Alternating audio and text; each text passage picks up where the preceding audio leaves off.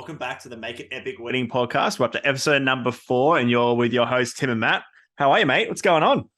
Number 4, I am good, man. I'm good. It's been a great weekend. Great weekend. Such a good weekend. We had one of the best weddings we've had in a little while on the weekend, didn't we? Oh, I know. It was just one of those ones where it's like, like you rock up there and it's a little bit gloomy, there's a little bit of rain. The And perfect then photographer, videographer weather. I know. It was cold. We're in Barrel at Robertson Hotel. And you know what it's like on just those days. It's a bit gloomy, it's a bit wet, it's a bit cold, and you're just like, oh, what's gonna happen? And then we just met the most amazing couple. And they just rocked it, man. Like that wedding was so good. Like so And good. their guests were fun too. Like everyone was like the vibe was legit. Like it was just so good. So which makes life very easy for everybody involved. And yeah, they were so on board, as you said. Like they were just like ready for it. They were a postponement wedding, so they were pretty keen to get this wedding over and done with in the nicest way possible. But they were sick of talking about it. So they were there. They were ready to party and have a good time. And yeah, the vibes were high. Oh, so many laughs. Hey, the banter was strong, and Oh, yeah. man, it was probably some of the best footage I have gotten in a while. Like it was so good. Like I cannot wait to get stuck into it. How good is it when you get good footage or like good photos and stuff, and then like the next day you're just like on such a high, and then like for me, I backed up the next day, and I just felt like I was like invincible the next day shooting again. I was like, I can do anything. Oh, amazing. No, because So I, good. I got as soon as I got home, like my usual process is back up everything, 3 copies minimum, and I wanted to like make something then and there, but it was midnight. I had to get to bed. My wife would have killed me, but oh man, I'm so keen to to get some reels and some videos made of this. Yeah, I'm pretty sure I had sneak peeks out to you like almost that night. I was like, oh my goodness, look at this. Just that, like, even just like the end of the night, like, I guess set the scene for everybody. We at the end of the night, we got the couple out. They did like a first dance out the front of Robertson Hotel. If you've ever been there, it's like epic. It's got like some festoon lights set up, a big like flat glass area, and then the big like I guess historic building behind it. It was pretty cool. And it And yeah, just so they started a light rain. yeah, it was good. Like they were like trying to do it later, and then someone comes in and they go, "We've just got a rain alert. We're doing it now." And so everyone went like outside quickly, and there was like 80 people outside on the grass in the I'm rain. running with my video light and tripod. And we got out there. They did their like sparkler first dance, which was pretty cool. And then we stayed outside while all their guests went in, and we Tim got his video light out, I got my flashes out, and a couple of like extra lights, and we like lit up everything, and then like the rain was just like coming down perfect. And by then they'd had a fair bit of liquid courage in the system, so there was a bit of help from that, and they were just down for whatever. They were just like, yeah, we just want to get epic photos, let's do it. And like, yeah, the footage and the photos was so sick. So if you haven't seen it, go and search for it on our Instagrams. I'm sure by the time that this episode comes out, Tim will have done a sneaky reel about like that portion of the night for sure. Oh man, like how excited were they too? Like it just brings the vibe like way up. Like as soon as you Yeah. show them the video, and I know Danny was like, "What the fuck?" Oh, it was so good. I don't know if any of her guests will be listening, so we can tell them. But I got a message the next day after I sent her sneak peeks, and she was like, "Oh my goodness! Like you and Tim were like our favorite guests of the whole day. It's just so good." It was just like, yeah. I guess that a lot of that stuff just comes back to the fact and shows, like, I guess for us how important our job is, because we do spend so much time with our couples, and like realistically, we spend more time with them than they spend with each other / any of their other guests realistically. So like it is pretty cool when we get a message or something like that from them being like they were that excited. Yeah, it just I don't know, it brings a lot of hype. Hey, like it's just something. It just makes your like job so much more like worth it. I Yeah, feel. so much more enjoyable too. Like just makes it easy. 100%, man. 100%. Well, what are we talking about today? What's the topic for today? I think we gave a sneaky little hint out on Facebook and Instagram. Yeah, so we thought we'd rather than just kind of like rattling off a whole lot of, I guess, our thoughts in our brain at the moment, we thought we might, start it off early and throw in a bit of a Q&A today. So we've asked a few questions out on the old social media world for some people to throw out some ideas and anything that is kind of like interested in, I guess, for us to, I don't know, give our 2 cents about, I guess. And yeah, look, I got some couple of really interesting ones, and I don't know if we can use them today. But yeah, I'm excited to dive in and, give the value back to, I guess, our listeners. Yeah, man, I got some crackers, hey. I'm excited. When we were reading them before this, I was like, "Oh, these are great," and we're probably going to rant. For sure. So we're aiming for a 30-minute podcast. Might end up being 45 minutes. We'll see. That's right. As long as the value's there and you guys are loving it, that's all that matters. That's it. All right, I'm gonna kick it off with one of my friends, Ivan, who's another creative in the industry, and he's actually killing it with his work. I absolutely love it. But his question is, if I book you for photo and video, can you find me a wife?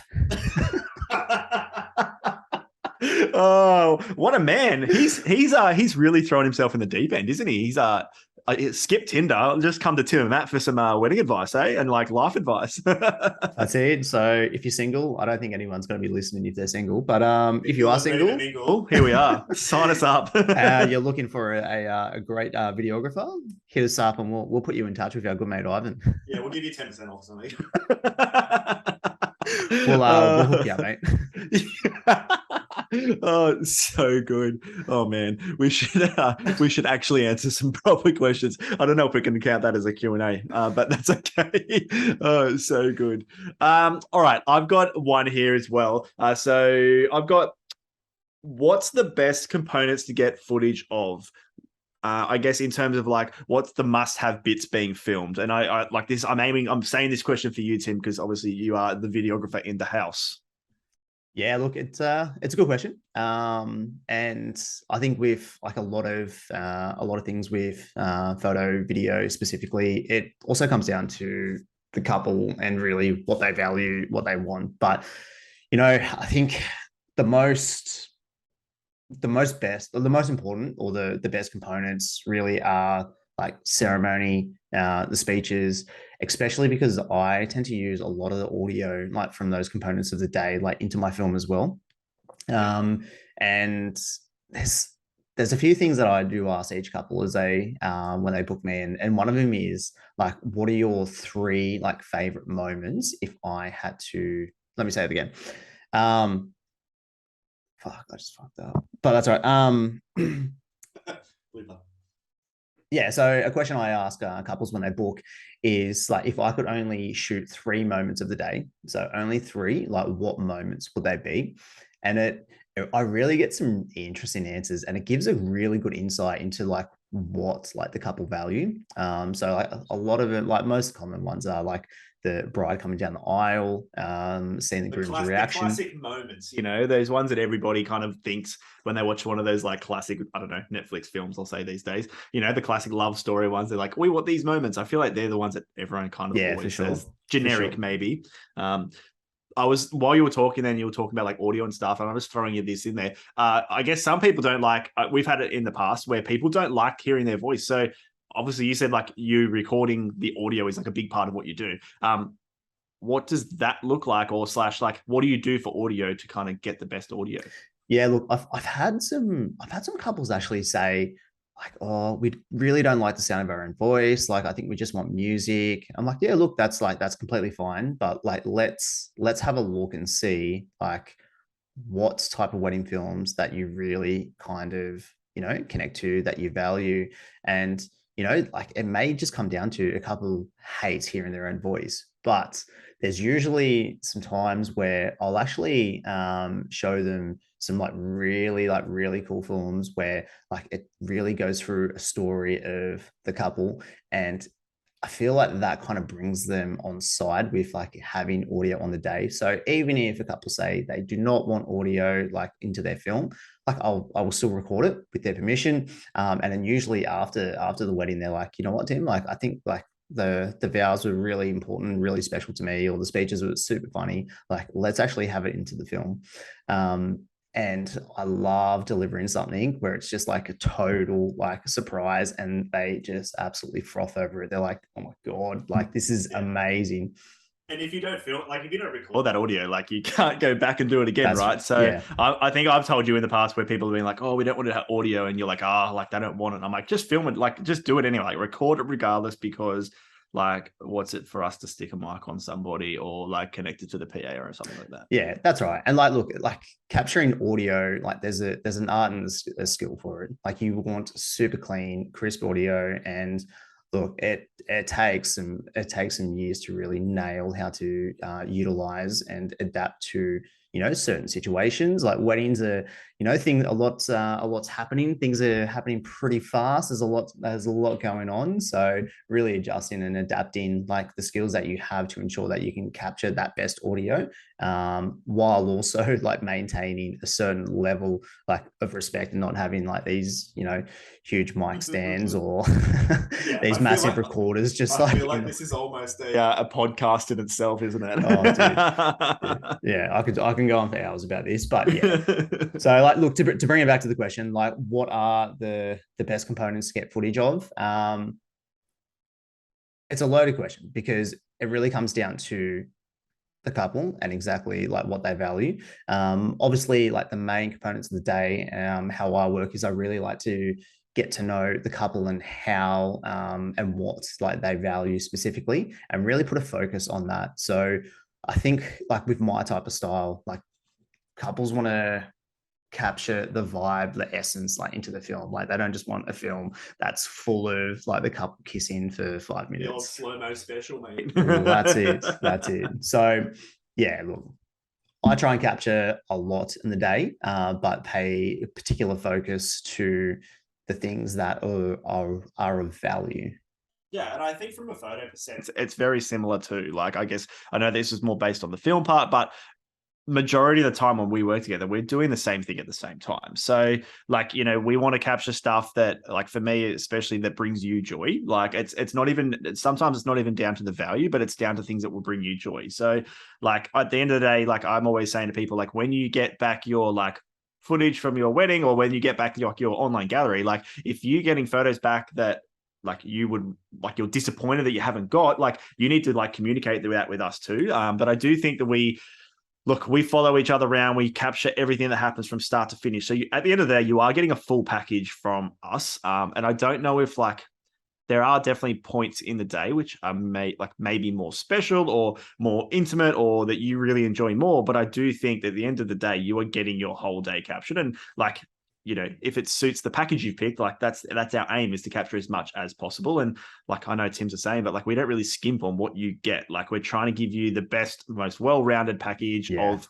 images and video at the end of the day. There is no rest whatsoever. Like we are capturing so much. I suppose it comes down to like when I'm in the editing chair, that I've got a lot of footage, and like piecing together that story is based on the interactions and like the consultations that we have had to see like what is your perfect story going to be. But on the day, man, like as you know, like there's a lot going on. We're trying to capture everything that we possibly can, like without trying to, like capture in your face.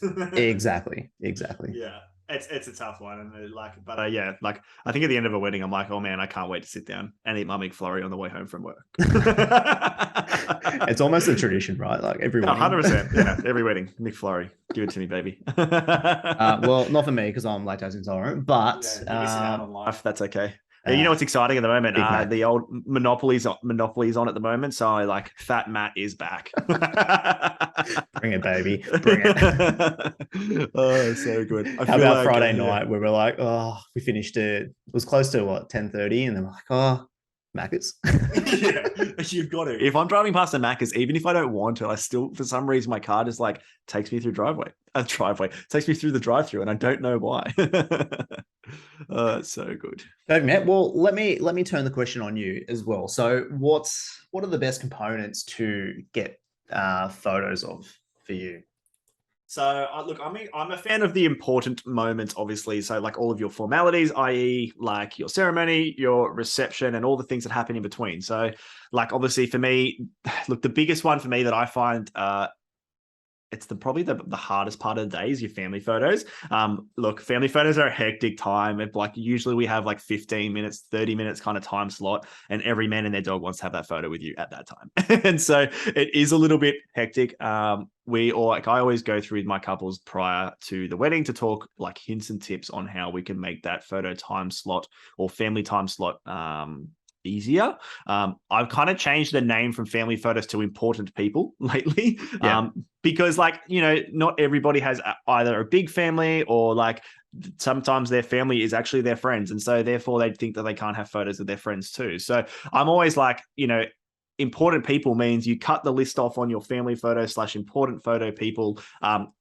If you got back your images from me, like, if you were upset by not getting the photo, like, and when I mean the photo, I mean like formal standing there, both of like you and your partner smiling down the camera with your selected crew in that photo with you, like that's when you need to cut that list off. So like if they're not on that list, and like that's when we're going to miss those people. Okay, so do you run through like the timings, because obviously it's a pretty hectic time. Like we've only got like a certain amount of time for portraits.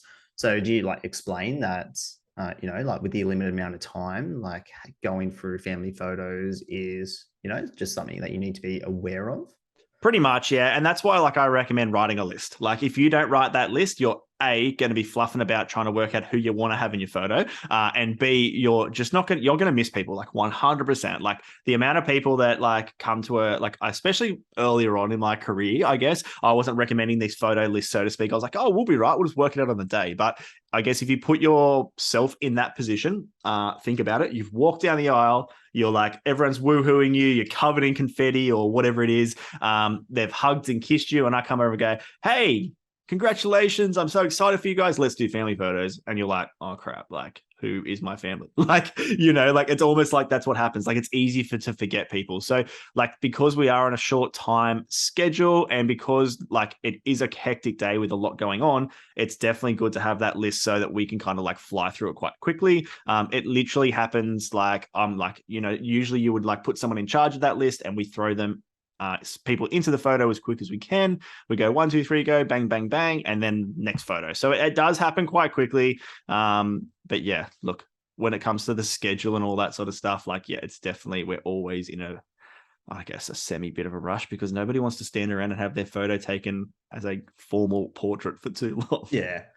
I feel like the bridal party are like just like super eager at this stage as well. Like they're already getting like stuck into the beers and the drinks, like just waiting to go on a bit of an adventure. Yeah, or they like walk off, like they'll walk off and just go and start drinking somewhere else, and you're like got to go for like a 5-minute adventure to go and find them. It's such a punish. But that's okay. It's a part of the job, and like it is what it is. But I try and rope your bridal party into helping me with those photos too, because usually like they're standing around waiting anyway.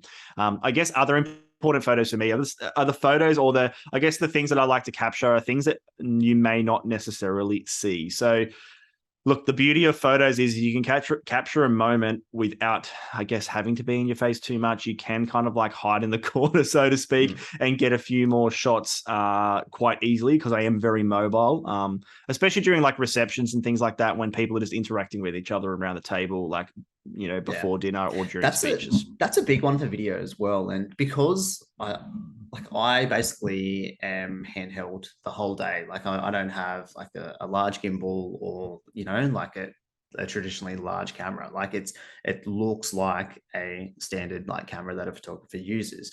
And like I find myself like just trying to capture like the emotions, like the people, the vibe, what's happening around, like in a much more kind of like ninja fashion. Ninja Tim, hey? The older Ninja Tim. And I tend to use a lot of that footage because it just tells more of the story. Like, and I feel like that's massive, man. Like I feel that like it's something that I hear back from the couple when they see their film for the first time, and they're just like, you just captured like the essence like of the day. And I have a thing called I capture faces. So I try and have a period of time during the reception where I'm literally just capturing faces. Yeah. And that sounds weird, but that's when you're getting those moments you're kind of talking about too, right? Yeah. Or like when you see like someone that's like caught you out and you're like, just put the camera down. Like, I'm not looking at you. I shot a wedding last night too. I've had a 3 wedding weekend. And last night that happened to me like exactly like that. Like I was shooting all these faces and everyone's having a good time, and then I had like Uncle blah blah blah, whoever it was, and he's just giving me this like dirty death stare, like, and I was just like, I'm sorry. So I just kept shooting until he looked away, and then it was really awkward because he knew I was looking at him, and I knew he was looking at me, and it was just this, yeah, it was great. It was a moment. Oh, it's so funny, man. Like some of the eyes that you get when you've got like a camera. Like usually I've got a longer lens at the time. Like when I do kind of like a rounded faces, and man, the looks that you do get, it's just an absolute crack up, hey. Oh, what a time. It's yeah. I always find it awkward too. Like I feel like I put myself in their position. I probably feel real awkward as well. All right. Look, all right. Next question. This is a good one. How long do we need coverage for? And does it change from summer to winter? Oh, such a big question. This could be a podcast in itself. But for me personally, I have a package which I call the most popular package. For me, that most popular package is that because it, I guess, it's booked the most. Therefore, most people can get the best coverage out of it, and that's 8 hours long. I say to most people that like 8 to 9 hours is kind of like what you need, and like 8 hours typically would get you a bit of prep all the way through to like the majority of your formalities in a reception. I guess, and when we're talking majority of formalities, it's usually like, I don't know, the last formality will usually be like the groom speech, cake cutting, first dance, and then a little bit of dance floor at the end. So yeah, for me personally, that's kind of how long you would need. In terms of like coverage length, in terms of time, summer and winter, I don't think that it changes, so to speak. It's kind of the same because usually a winter ceremony would be earlier. Yeah, yeah, I agree. Most of my packages, like 8 hours, mostly booked for 8 hours, 8 to 9 hours. I do have a 10-hour package as well, but I do find that 8 hours, 8 to 9 is really kind of that sweet spot where like you've got enough coverage to start at prep, like bride prep, groom prep, enough time to get through ceremony, all the way up until the first dance, and about half an hour or so, 45 minutes into dancing to capture some nighttime dance floor goodness. Because after 45 minutes of dance floor, either just like goes kind of like, I don't know, goes backwards, so to speak. Like people either just get way too messy and sweaty, and nobody needs a bit of, oh, actually, that's a lie. Some people definitely need some sweaty dance floor goodness in lives. But typically, I would say you're not going to sit there and look at like hours of, say, like hours of photos of people dancing on the dance floor. So yeah, like there is definitely a limit as to, you know, when you probably need us to be there. I love, sorry for jumping in there. I love kind of finding like those like real like messy guys and girls, and then just like following them like on the dance floor and just seeing like the absolute carnage they tear up. Don't you reckon though, those people that are like getting so into it are always in your face though? Like they always, I feel like when I go through my photos, like after a wedding, I'm like, you can tell it like while you're shooting. And then even when you like finish after, who was probably the most excited to be on the dance floor, because they're always front and center in every single photo or video. There's one at every wedding. Yeah, I feel like Friday's wedding. I know we could harping on about Friday's wedding, but it was epic. But there was a lot of these people on Friday's wedding. Everyone was on the dance floor for like the entirety of the time we were there. Oh, how good was it, man? I remember I was capturing like this father like throwing his like 3-4 year old daughter up in the air, and like the room had a chandelier in it, which was like kind of low. So like, oh man, like she comes so close to it. Imagine she just like jumps in the air and just like hangs on to it and it's like, woo!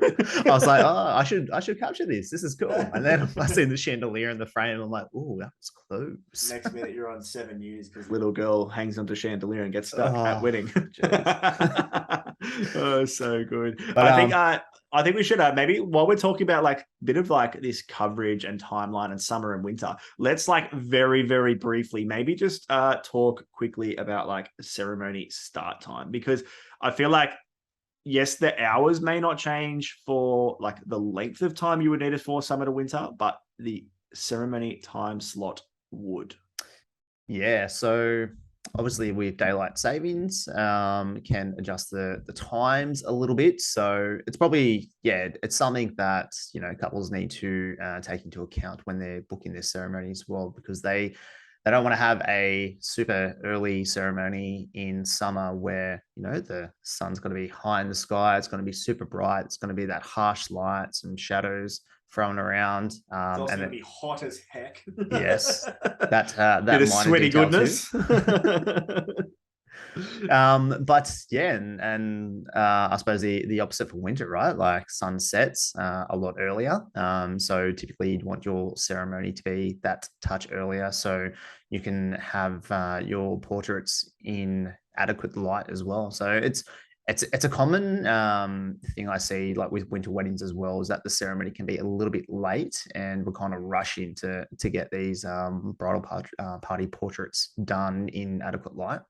Yeah, and nobody needs to rush. Like, I think that's the thing for like a lot of the time for both of us, like when we're shooting, like the weddings that we shoot and that we have the best time or we feel like we've shot it really well are weddings that we have time to breathe and time for you guys to enjoy yourselves. Like, man, you guys have been planning this wedding for so long, and the last thing you want to do is run around like a headless chook to Oh try and man, get everything done in the like small amount of time that you have. 100%, 100%. And like it comes down to planning, but like it really comes down to having a good think about, you know, what that you want for your wedding. And like I said, the best films that I've ever done is when like there's some absolute fun, there's some banter, like there's no stress, there's no sense of urgency like throughout the day. It's just like, okay, like here are the times. And look, to be honest, like weddings do not go to plan, like very rarely. And so I guess when it comes back to like the timing of a summer ceremony and a winter ceremony, like, look, generally I would say like for most people, you probably can do like in summer, like a 3 or 3:30 ceremony very comfortably, still have enough time to get your portraits, your family photos, and get into the reception. We would still sneak out at the like classic golden hour time, which I think we have a question coming up about that soon, so we won't talk about that yet. But during the reception, we definitely sneak out for that golden hour goodness. And in winter, I think, look, you're probably looking at more like a 2:30 or 2:30 ceremony, and therefore you again have a lot of time, but you're shooting straight through to golden hour goodness as well. Yeah, that's the best, man. Let's crack into the golden hour, because like it is like one of my favorite parts of the day, man. Like it's just so good. Like not just for the fact that we get good photos, good videos, but like I think it just comes to a point like when like couples married, you know, they've gone through like their bridal portraits, they've gone through the photos and videos, and the times kind of just having a cruise around, you know, they've got some liquid courage, and it's liquid courage, some food, happy days, life's good. yeah, it's just gotten to a point where that time in the day where it's like, you know what, like we're married now, like let's start the party. Absolutely. And I also think that the best part about that is as well is like, if you're a little bit nervous about the photo, video, portrait time slot post ceremony, you've probably like, especially in that like summer, I guess, time where you've gone back into your reception for a little bit, you've said hello to some more people, you've like relaxed, you've like really enjoyed yourselves, and then you come back out. That second time slot, you've already experienced exactly what it is to have your photo and your videos done earlier in the day. So there's no expectations. Like we're there to capture what is happening. You're a lot more relaxed. You're like ready to move around. You're ready to experiment with some, I don't know, different things. You're ready to run through a paddock. I don't know what it is. Because it's like we've like gone through like this process with the couple where, you know, especially like after like portraits, where they're used to how we work, like they're used to like the banter, and like they're super relaxed. And we've built rapport, right? Like it's not like we've just walked in and we've gone, relax yourselves and here we go, we're going to have the best time ever. Like we've built rapport throughout the day from the second we've walked in the door at prep or after the ceremony 100%. Or something like that too. So like, yeah, I do think that all, I don't know, that all works towards that golden hour goodness. And I guess the question we kind of got, which I think we just kind of dive straight into like, let's talk about golden hour. The golden hour question we got was like, why is it good to have photos at sunset / that golden hour period? So like we've touched on it already. And I feel like the main reason for me is like, the light is so to speak. That just beautiful light. It's soft, it's golden, it's just in a spot where we can work a whole different range of angles, and therefore it's going to work for you guys too. It's a lot less harsh, and also like that rapport's there, you're relaxed, you're having a good time, and we might still scare you a little bit with something we ask you to do, I don't know, but there's nothing that is overly scary about that whole situation because you've experienced it already. Yeah, 100%. Look, the light, super soft. It just looks absolutely phenomenal. And I feel like it's a big thing that couples ask when they book as well. They're like, oh, like, are we able to do, like golden hour photos? Like, is that like something that we can do? I'm like, 100%. That's something we can do. Like, is that something you want to do? Yeah. And like, that's it. Like, it comes back to like, what do you want? Like, and I think, look, the way that social media is these days, like most photographers, videographers post a crap load of their content at good that reason. time. Yeah, like there's a reason why. And so when people, I guess on the flip side is like some people go, oh, we want to do our photos before the ceremony so we can maximize time with our guests. I understand that. But at the same time, you're not going to get those photos that like everybody wants and expects. Like I think there's a real expectation around golden hour, like to get that golden goodness. Like, of course, like for me, like I'd love to capture it 100%. But if you'd rather, spend time with your guests and have canapes and have a couple of drinks, like, and enjoy the party, then like, that's cool. Like for me, like I want like what you want. So like, and makes sense as well. Like if that's something that you don't value, like if you don't value getting like and going out for sunset photos because you don't want to miss like a certain part of like canapes or a certain part of the reception, then that's completely fine. But it's something that we do talk about regardless anyway. Yeah. And I think it's good. Like this comes back to a bit of the scheduling stuff too, like we've just spoken about. Like typically we would schedule normally your dinner time would, like, especially in summer, like dinner would probably be served around sunset anyway. So usually your guests are entertained and they're eating, and you've smashed some food, and then we're rushing outside to get these shots done. So you're not missing out anything. Your guests don't even know you're gone. And I would say, look, most of the time your guests expect you to go out at the time slot too. Like I've been to weddings, like obviously I'm a photographer, but I hope so. This is my first rodeo. But no, like obviously I've been to a lot of weddings where like, we've been out, like, I'm not even outside at the right time or when the sun's doing good things for us. And like guests come up to me like, are you going to go like grab them and like take them outside? And like, I have been before where they've been like, oh no, they don't want any more. And they're like, oh, okay. Like there's an expectation there that we are going to go outside at the best light, at the best time to get the best photos. Yeah. Like for every wedding, like I know like 100%, like, like this couple, they want to maximize their time, like for portraits, and they also want to maximize their time for sunset photos. Or sometimes it's like the opposite, right? Like they don't really want to have too long, half an hour for photos, like with the bridal party. They want to get back to, the canapes, have some drinks, spend some time with their guests for a while. And then maybe for sunset, they just want to have quick 10 minutes to come out, get the photos, and then get back to the party. And that's completely fine. But like, there's a process that we know like what they're expecting, and like obviously we're going to make that happen as well. It's not like we rock up on the day and we're like, oh, the light's good, like we should go out. Like, do you guys want to go out? Yeah. Hey, let's just get it done. Let's go. Come on. All right. So then touching off that then too. So we've spoken about golden hour, and I suppose this is the next most popular probably question we get asked as well, and it was a question that we got asked, I guess, in the lead up and in the Q&A question time slot we put out there on Instagram. What happens if it rains? Oh, it's a common one, and it's like probably the number one fear for every like bride out there. Even groom, because the groom's going to cop it from the bride if it's I wasn't going to mention the groom because it's not really an issue for the groom. Like they don't really care. He just goes, what time am I starting today? Oh, there's a wedding on. So I guess, what happens if it rains? Like, look, to be completely honest, my number one thing when it comes to rain is like, it's all about your attitude. If your attitude sucks, your photos are gonna suck. Like, do not let the weather like have effect on your mood for the day, because that's what will drive the rest of the day forward.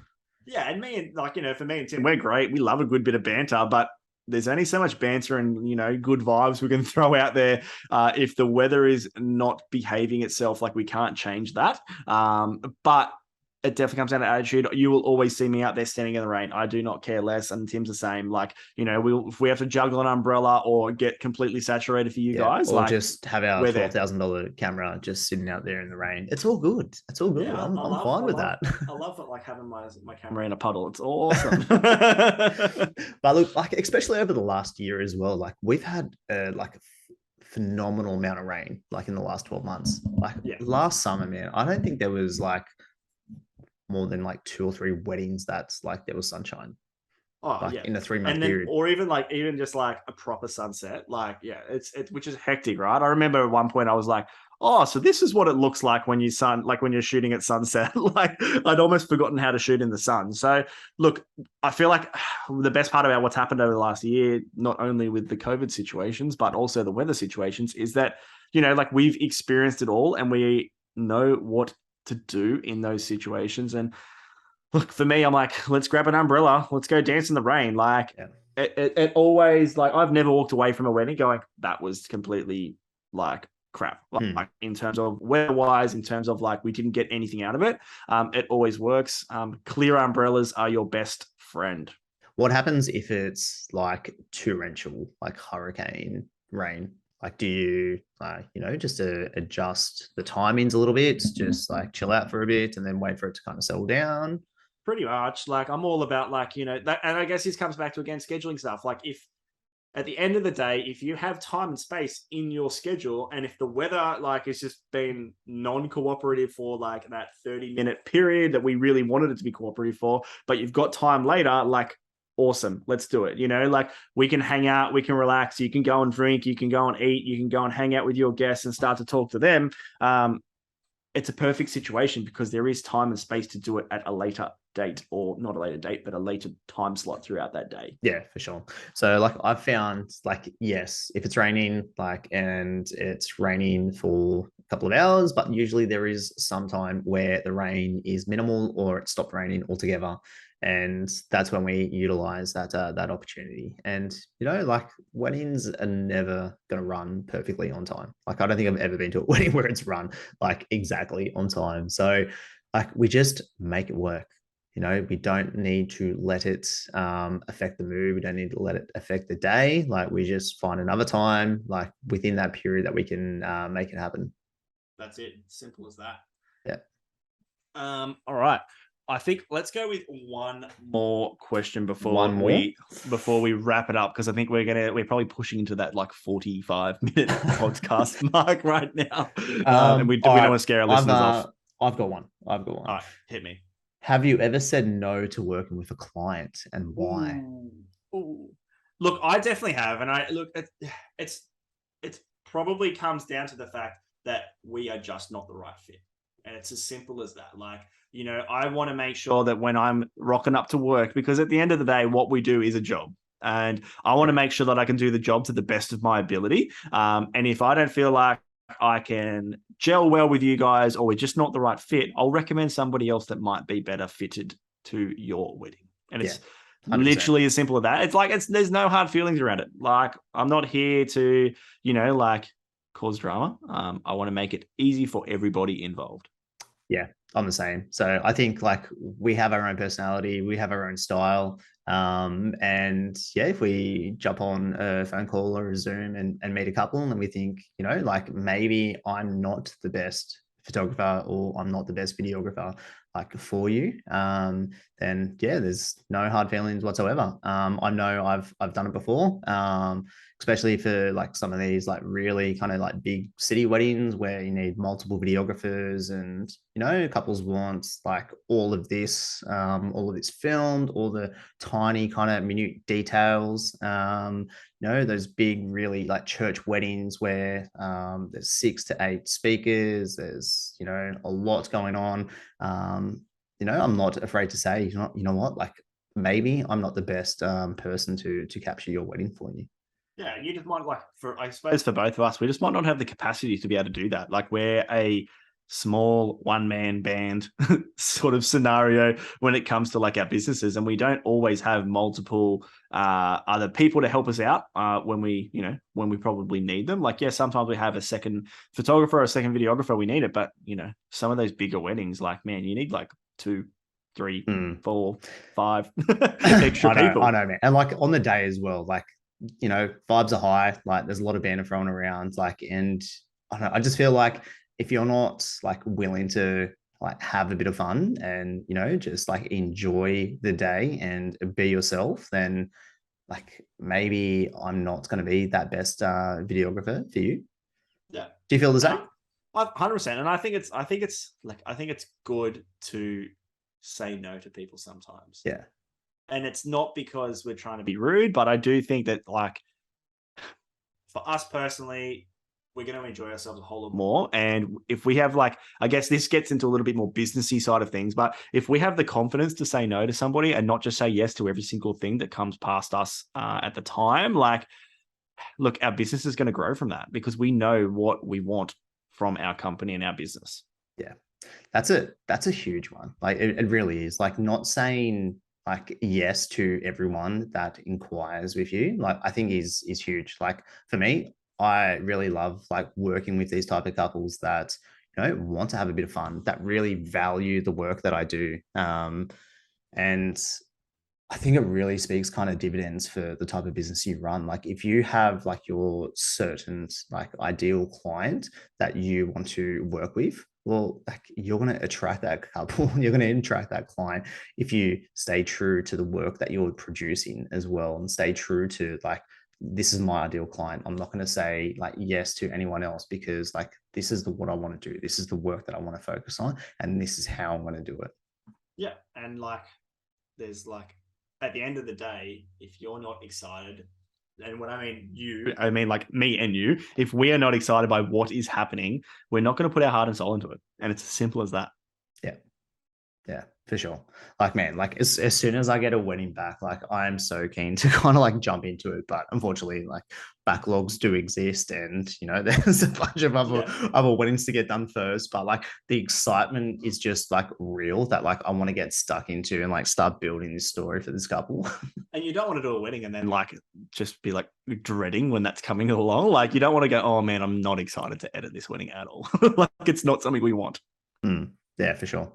Easy, man. Well, I feel like we have covered a lot and we've probably ranted a lot in terms of some of those questions. And hopefully these questions are helpful for our listeners. And yeah, I think like definitely keen to do more of these in the future. So if you guys have a question you would like us to answer for you and give, pick our brains about this, feel free to drop us a message. We will add it to like a list. And then, I don't know, maybe in a couple of weeks or something like that, we will revisit the old Q&A podcast. But yeah, we're definitely keen to hear your thoughts. Maybe Tim, before we kind of sign out tonight, what's on this week, mate? What's happening? We're shooting tomorrow. We've got an elopement tomorrow. That's it. I'm pretty excited for that. So it's been a couple of weeks, couple of months since I've had an elopement, and I think we've got a bunch coming up together, which is pretty cool. The A-team's back together. I know, right? Oof. I'm excited. It's gonna be a good one. But it's a busy week, man. Like, yeah, prepping for a couple of weddings. Like this month is looking like it's going to be like absolutely crazy. I've just had getting into it. That's it. Like I've just had a booking come through, and her wedding is like at the end of this month, and like luckily I did have it available. But yeah, it's not often I can fit in a wedding a month prior to the date. Yeah, just cram that one in too. That's always good, isn't it? Yeah, I feel like it used to be. Yeah, I'm the same. Hey, I'm kind of like, I started today was my first day of spring mini sessions, so I'm doing 3 or 4 dates of spring mini sessions this year. So I was up in the mountains today. I'm in Sydney next week, and then the week after I'm down the South Coast. So yeah, booked them out this year, which is pretty cool. So like, yeah, 30-minute long. Doesn't matter if you're a family, like couple, engaged, I don't know, got married, whatever it is, update for headshots, whatever people want. But yeah, so that's pretty cool. So yeah, I did that today. It was freaking epic. It was so sick. And yeah, the mountains was like turning it on for me, which was lovely because yeah, I had like 5 sessions today, and it was I was a bit nervous because driving up was pouring with rain. So, Yeah, nice. How many of these like family sessions are actually like couples that you photograph their wedding? probably half of them. Like, Yeah. so I think I've got 23 or 24 booked over like say 4 days. And I think like, yeah, at least 10 or 12 of them are past clients, which is pretty cool. How good is So that? yeah, I think I've got a family who I don't know, lately I've been shooting them like twice a year, which is pretty cool. So like seeing their little boy grow up, and now they've just had another boy, and like, yeah, so it's kind of cool. They're like, their family's growing, and I get to kind of like capture all these moments. That's always special. So yeah, so spring minis happening, and yeah, got a couple of weddings and an engagement session this week as well. So September's really already kicking our butts, and we're only a couple of days into it. Amazing, man. Amazing. Well, let's sign out here. It's I think we've gone a little bit over time with this episode, but that's all right. Hopefully it brings value to you all. And yeah, tell us your thoughts. You can find us on Instagram. We've got that Instagram page up and running. We do. Yeah, which we're excited about. We probably need to post a little bit more on there, but we'll definitely get to it. But yeah, it's the Instagram handle is makeitepic.podcast.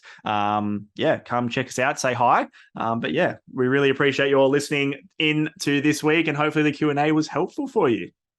Thanks, guys. Let us know what you think. Leave a review and tell us how well we did. If you have any burning questions, I think for the new couples out there to just get engaged, it's coming into prime engagement season, where your man or woman will pop that question for you. So if you guys have some burning questions, do feel free to let us know. And if you own a photography or a videography business or another creative in the industry, and you want to find out a little bit more about what goes on or things that we should talk about, or, you just want to pick our brains from a couple of guys in the industry who are a couple of veterans in the industry, then let us know. Hit us up. That's it. Super Kenny. Perfect. All right. Thanks for listening, and we will see you next week. Bye. Bye.